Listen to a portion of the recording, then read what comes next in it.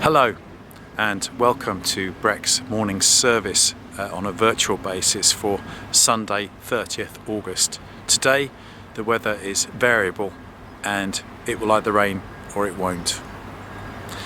Our opening music was a piece called Onward, which is really appropriate as we press on through the COVID crisis and as we need to keep moving and keep looking ahead and keep trusting in our God.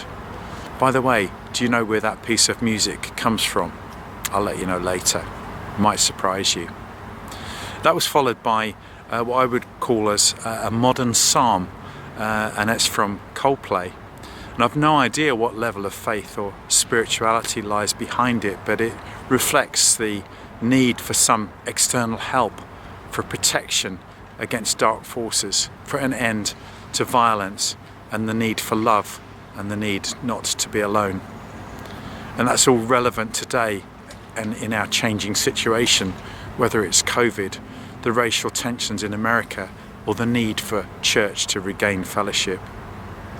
Today's talk is about hope, and of course one of the great things about the Christian faith is that it offers a hope response for protection, for peace, for fellowship, and ultimately for salvation. Church-wise, as leaders, we meet again soon to assess the way forward, but it's hard to see how, under the current regulations, meeting as church would be viable, and so we're very limited. But thanks to everyone who is keeping in touch with the fellowship by phone and by visiting, etc.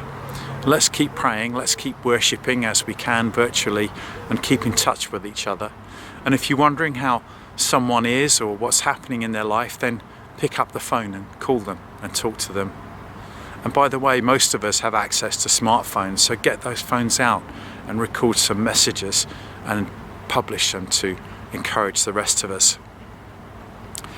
Wren's Collective have put together a group of songs aimed at kids, and they've produced this one, which is called Upbeat Song, which is really about fellowship and living in harmony and being together, something that we can look forward to as a church.